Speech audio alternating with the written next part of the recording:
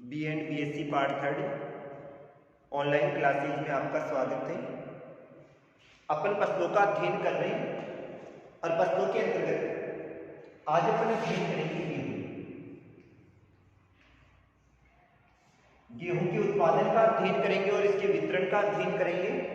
सबसे पहले अपन बात करते हैं गेहूं का वानस्पतिक नाम।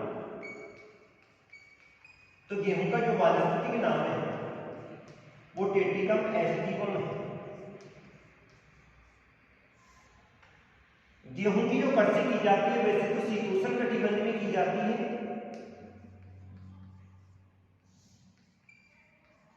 लेकिन कुछ क्षेत्रों में इसकी कृषि उष्ण कटिबंधीय क्षेत्रों में भी की जाती है।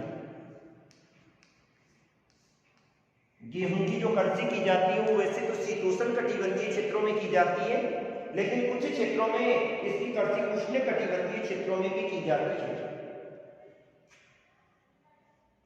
उष्ण कटिबंधीय क्षेत्रों में ये वाली जो कृषि की जाती है वो कौन सी ऋतु में की जाती है? शीत ऋतु में की जाती है। अब अपन बात करें गेहूं की जलवायु की बात करें तो जलवायु का अध्ययन करें तो गेहूं एशिया महाद्वीप में अधिकांशतः उष्ण कटिबंधीय क्षेत्रों में गेहूं की कृषि की जाती है और उष्ण कटिबंधीय क्षेत्रों में ये वाला शीत ऋतु में बोया जाता है। लेकिन कुछ क्षेत्रों में इसको बसंत ऋतु में भी बोया जाता है। अर्थात गेहूं की कृषि शीत ऋतु में भी की जाती है और बसंत ऋतु में भी की जाती है। शीत ऋतु का जो गेहूं है वो चीन वाले क्षेत्र में, भारत वाले क्षेत्र में और पाकिस्तान वाले क्षेत्र में किया जाता है और इस गेहूं को क्या कहा जाता है? चीमू कहा जाता है। शीत ऋतु में जो उत्पादित गेहूं है उसको क्या कहा जाता है? चीमड़ा कहा जाता है। और बसंत ऋतु में जो गेहूं की कृषि की जाती है वो कौन कौन सी क्षेत्रों में की जाती है? चीन में और उत्तरी जापान वाले क्षेत्र में की जाती है। चीन और उत्तरी जापान, और वहां पर इस गेहूं की कृषि को क्या कहा जाता है? चीमू कहा जाता है। तो जलवायु की विभिन्नता के आधार पर गेहूं की कृषि शीत ऋतु में भी की जाती है और बसंत ऋतु में भी की जाती है। शीत ऋतु में चीन वाले क्षेत्र में, भारत वाले क्षेत्र में और पाकिस्तान वाले क्षेत्र में गेहूं की कृषि की जाती है और इसी कृषि को क्या कहा जाता है? चीमड़ा कहा जाता है। जबकि बसंत ऋतु में चीन में और उत्तरी जापान में इसकी कृषि की जाती है और इसे क्या कहा जाता है? चीमो कहा जाता है। अब अपन बात करते हैं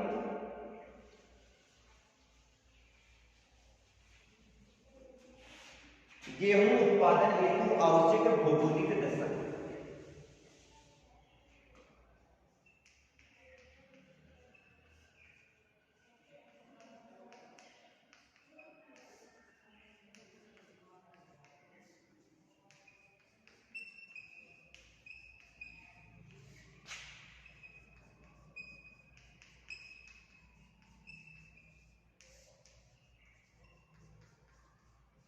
यानी गेहूं उत्पादन हेतु आवश्यक भौगोलिक दशाओं का अध्ययन करें तो आवश्यक जो भौगोलिक दशाएं हैं उनमें तापमान को लिया जाता है,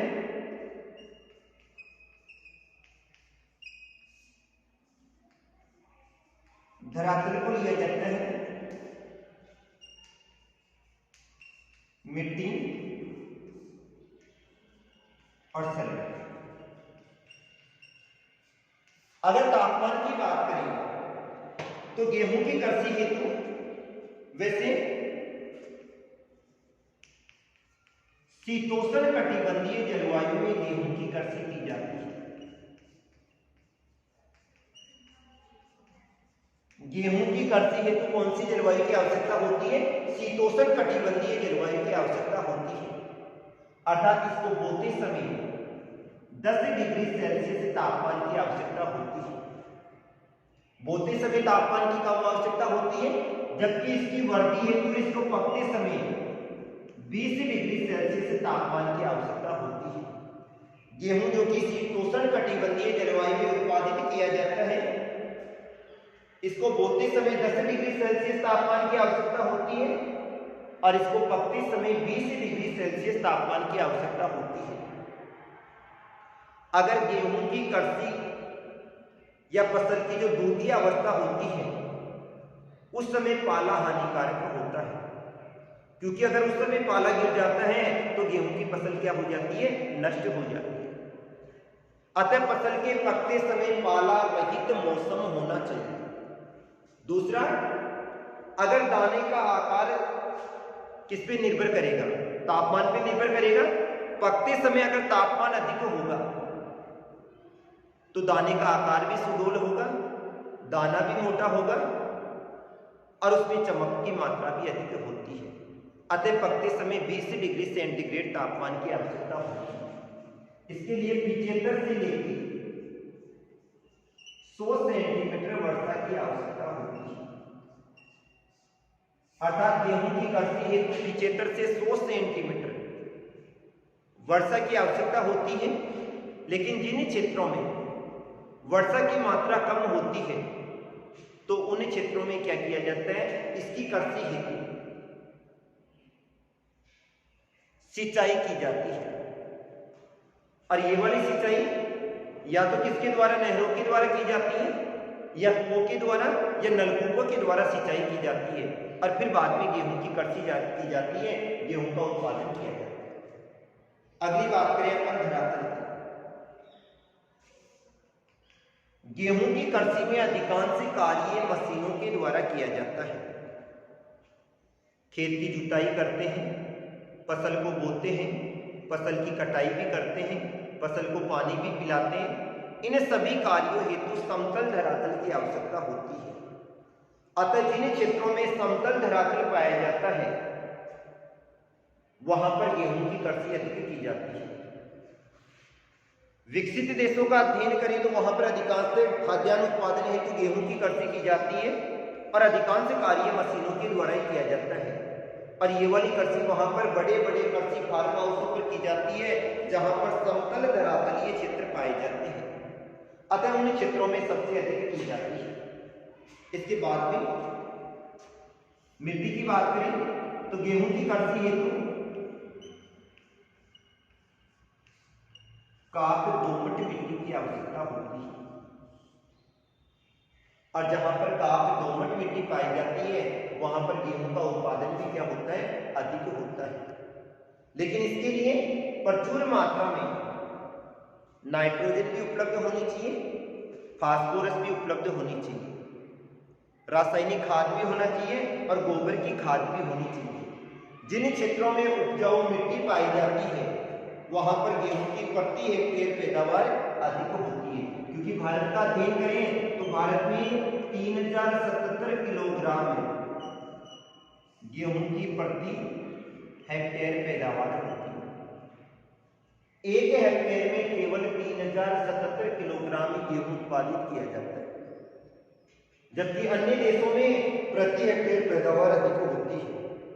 और भारत का भी अध्ययन करें तो पंजाब और हरियाणा, इन दोनों राज्यों में गेहूं की प्रति हेक्टेयर पैदावार क्या होती है, अधिक होती है।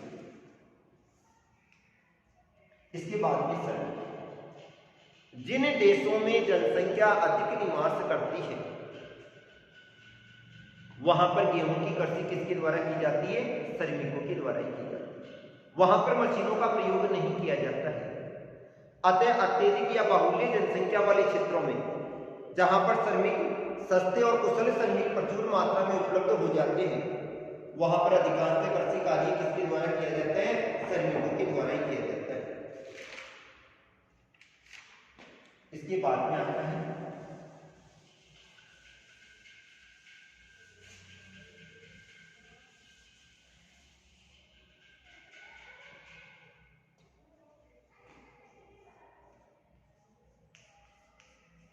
एशिया की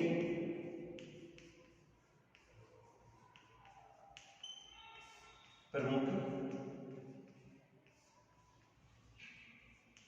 गेहूं उत्पादक देश। एशिया के प्रमुख गेहूं उत्पादक देशों की बात करें तो सबसे पहले चीन आता है,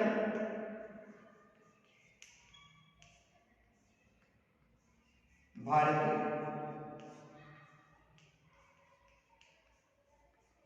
तुर्की, पाकिस्तान, ईरान, इन क्षेत्रों में मुख्य गेहूं उत्पादक देश हैं। एशिया के प्रमुख गेहूं उत्पादक देशों का अध्ययन करें तो चीन आता है, भारत आता है, तुर्की, पाकिस्तान और ईरान आता है। सबसे पहले बात करें चीन। चीन विश्व के 17.56% गेहूं का उत्पादन करते हुए प्रथम स्थान पर आता है। चीन का अध्ययन करें तो विश्व के 17.56% गेहूं का उत्पादन करता है और कौन से स्थान पे आता है? प्रथम स्थान पर। यहां पर गेहूं की प्रति हेक्टेयर पैदावार 3777 किलोग्राम। प्रति हेक्टेयर जो पैदावार है वो कितनी है? 3777 किलोग्राम प्रति हेक्टेयर पैदावार होती है। यहां पर गेहूं की जो कृषि की जाती है वो यहां किसी की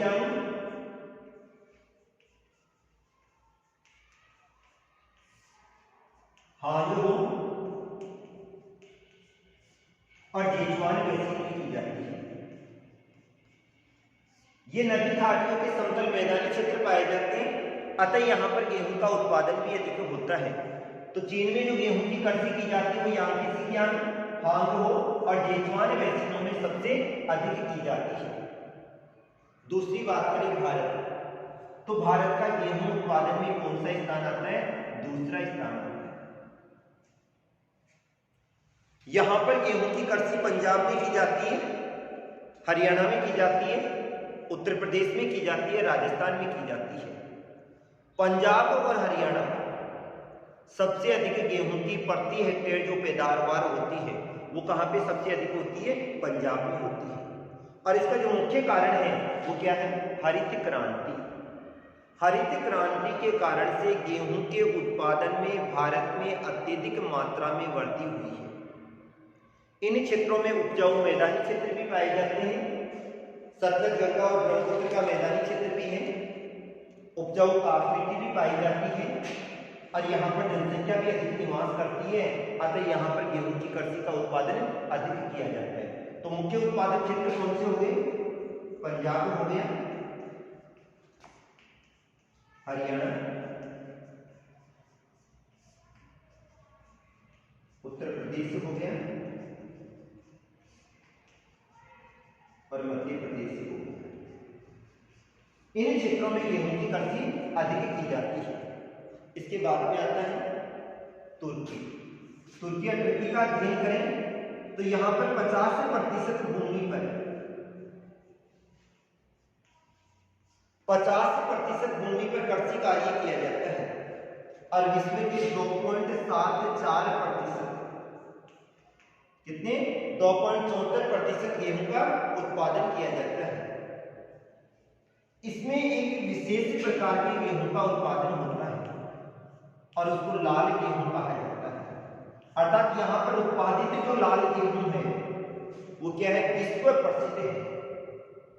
इस क्षेत्र में उत्पादित जो लाल गेहूं है वो विश्व प्रसिद्ध गेहूं है और सबसे पूरे विश्व में प्रसिद्ध है। इसके बाद में आता है पाकिस्तान।